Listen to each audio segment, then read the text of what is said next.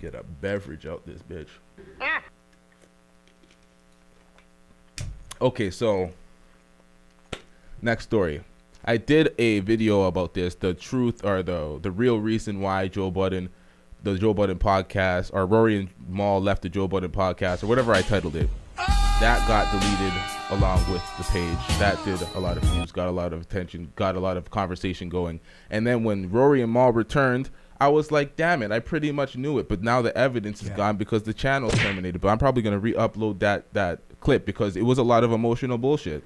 When they come back and they came back to the podcast, it sounded like a lot of emotional bullshit and not a lot of handling business. And this is why sometimes business with friends go left, because the line gets murky. They were talking about what does Joe owe them and X, Y, and Z. And I was listening to the conversation. I'm like, do you guys, it's like when I listen to it, it's like they really, really let academics get in their head in the way they perceive things. That's what it seems like to me as a viewer, listening to their content consistently and listening to their conversations and then listening to academics and seeing what happened during the saga of academics antagonizing Rory and Mal with the Rory and Millie Mal shit. Calling them employees and blah, blah, blah, and then seeing it play out in the dynamic, in the respect dynamic, and they want to act like, oh, this is something we build, we're a part of it, you're a 33%. Like they're trying to act and misrepresent the podcast, and we all know what it is. You guys are friends, you guys are part of the team, the chemistry works, the show is good, but you guys are ultimately employees for Joe. And it's like, that's not a bad thing, it's just the fact of the situation.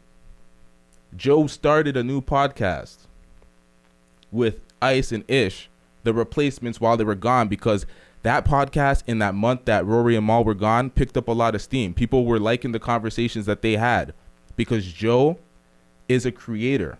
Joe takes Joe anywhere and brings a cast of people and has conversations with them, and the shows work. They're good. He had the show on Revolt. He had the State of the Culture. He had the Pull Up. He has these things. Joe talking to people ends up being good conversation and entertaining television, or whatever the fuck you want to call this shit. So they started the show. It's Patreon only. I think Rory and Mal need to get out of their feelings. Yeah, they add value in their own way to the podcast, but really and truly, they stopped the business. Parks understood this. This is why Parks was with Joe.